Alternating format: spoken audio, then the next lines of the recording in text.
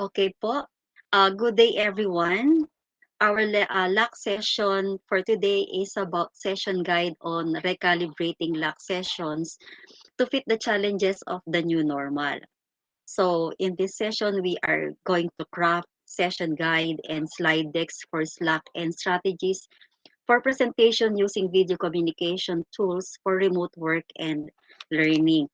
So I'm going to be facilitated today with my co-facilitator, Ma'am Josa Obordo, who shall welcome Ma'am Josa for us as our new member, who will discuss with you how to present your LAC session. So I am your LAC facilitator for Team A, Ma'am Tess Cruz po. Okay, so moving on. Hello po again, formerly LAC 117, renamed now as Team A, as we welcome Ma'am Jos board as our new member. So we are composed of 4 male teachers from the STEM department, namely Sir Ryan, Sir Ivan, Sir Kane, and Sir Dante. And we have also 12 female teachers coming from ABM department, Ma'am Marisol Sacramento, Lax ang sasabi ko, and Ma'am Rochelle. Now, one from the sports department, Ma'am Jos Obordo, again, welcome. And 9 from the STEM department. So, Ma'am Roxy, Ma'am Baguio, Ma'am Grace, Ma'am Magayon, Ma'am Mateo, Ma'am Vivian, Ma'am Claire, and Ma'am Roseanne. Okay, so moving on. For this session, the objectives are as follows. So first, you should know the parts and content of LAC session guide. Number two, create ideas or ways to present materials or slides through remote learning. Ito po mabigat. Number three, redesign new ways of strategic presentation. Okay po. So for this session, you will be acquainted with the LAC session guide and how you're going to craft it along the way and what are those expected for probably your output. Okay, now we are referring to or speaking to expected output. So at the end of the session, you have to craft your own session reflection. Number two, you should craft your sample of session guide of any area of their choice. Okay po. And Ma'am Jos and I will be guiding you through with these objectives that are presenting. Okay po. Moving on. So now let me share with you the key and understanding and content. Okay, indicate key or essential knowledge information to be discussed in the session. So number one, the session guide gives the trainer notes and comments which refer to instructional materials like exhibits, handouts, etc. So the guide provides a suggested approach to covering the subject. Exhibit illustrates in a sequential manner how a session can be handled. Okay, so for everyone information po, kaya po tayo may mga breakaway. Naku, we will not be forever participant or participants in any LAC session. So one day we will be LAC session, we will be LAC speaker, LAC documenter, or even LAC katame. So it will depend on the memo that will be posted and released. Okay po, so for this session, I just like to present to everyone uh, my ways to present or share my window because as we decided as lab facilitators to video the presentation. Okay po. Presentation of this session. Okay po. Moving on. Okay. So number one, present menu gives you 3 options to share your screen. Okay.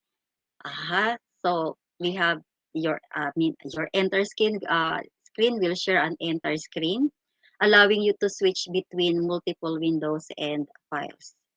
Number two, or rather, a window will share a single application window, hiding everything else on your screen.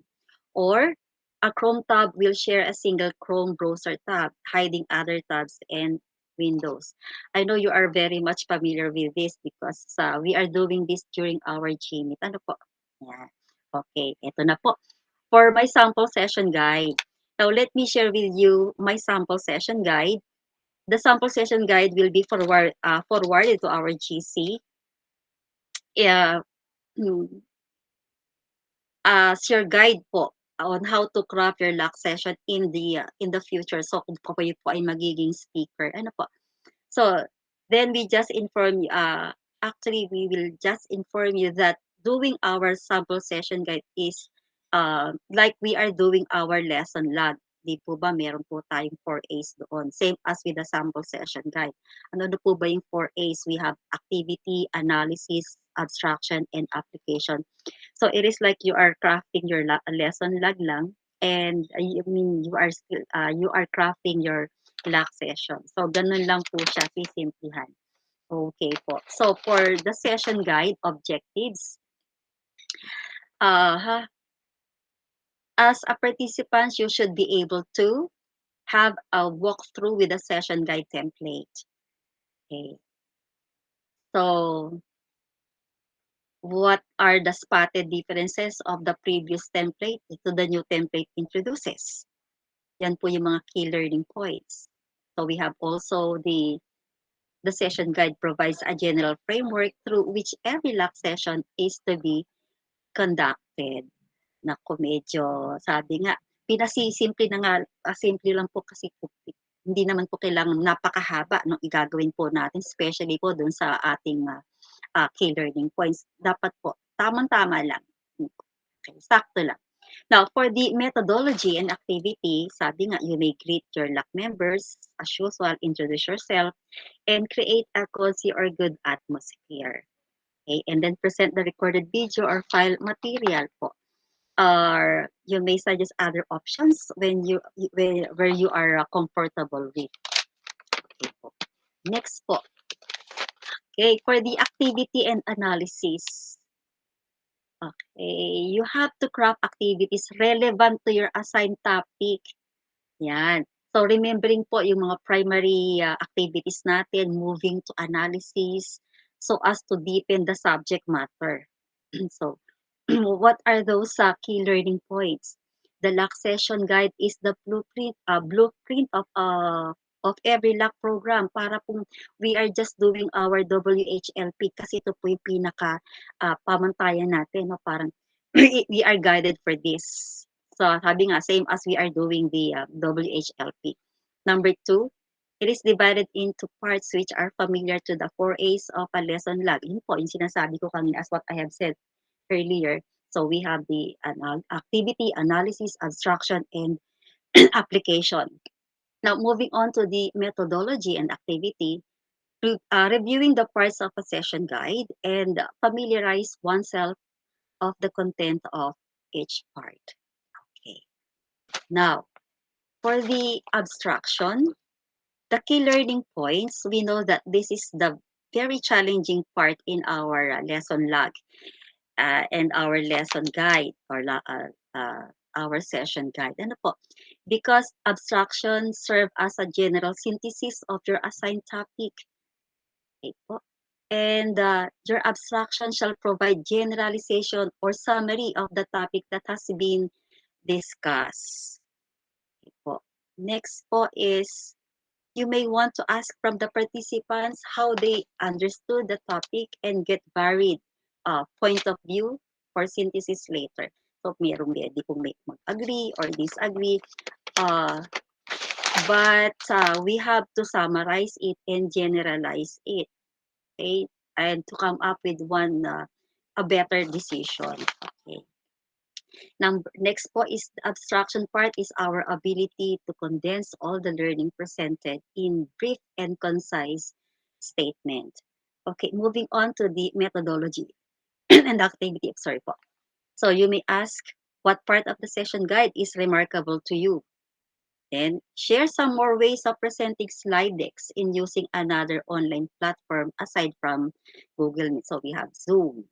Yun lang po dalawa alam ko, but we have to look. Meron pa po pala sa Microsoft Teams. Meron po pala yan. Okay. And we have here the last part, the application. So after going through with the activities, analysis, and abstraction, so everything that we have learned will put into practice. Ayan po. That's why we have here the application. Okay, so what are the key learning points? After the simple walkthrough and introduction of the parts of and content of the session guide, you are now equipped to soar on the next Lac session.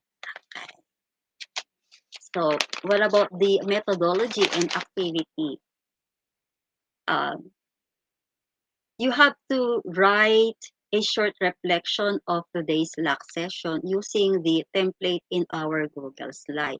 Or probably we can send po yung Padlet para at least kung meron po kayong yung ongoing reflection, pwede po yung on the spot. Po. Depende po kung ano yung kung saan kayo convenient. And then develop a simple session guide of any topic that you would like to discuss. So, Ma'am Josa will further discuss with you the sequence and how to execute the Lac session. Okay. Now, before I end the this video, I would like to share with you this quote: "Coming together is a beginning. Keeping together is progress. Working together is success." This is coming from Henry Ford. So with that, thank you and God bless po.